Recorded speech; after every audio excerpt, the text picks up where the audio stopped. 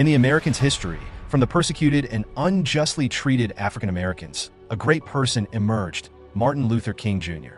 I Have a Dream was about equal treatment for minority ethnic groups in America. He never gave in, even after countless threats, oppressions, and unjust in court.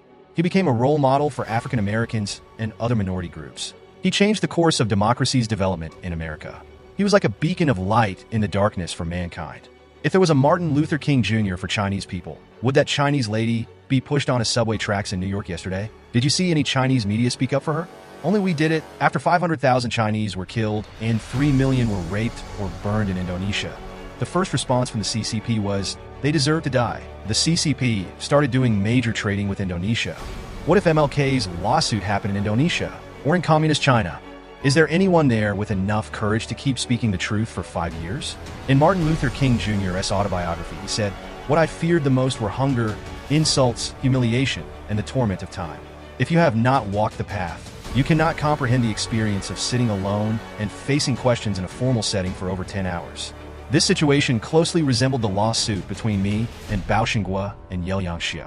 This involved spending 18 hours a day, 14 of which were spent sitting on a hard chair.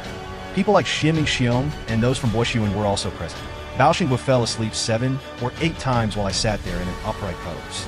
Tell me who can bear it for 5 days in a row. And what about all of the other depositions from these lawsuits? But I really do share the same feeling as MLK. To be able to make it through while having to bear this kind of loneliness, humiliation, insults, and torment. How dreadful is that?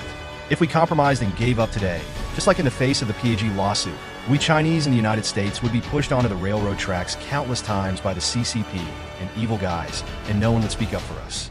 If we cannot get the truth out of this lawsuit, we Chinese in the United States will forever be slaves and victims of the judiciary. The CCP will pursue us relentlessly and destroy all Chinese overseas. Strictly speaking, the PAG lawsuit is not that simple. There are huge racial issues, huge legal black holes, and flaws in the U.S. judicial system. Therefore, there will be more serious things coming next.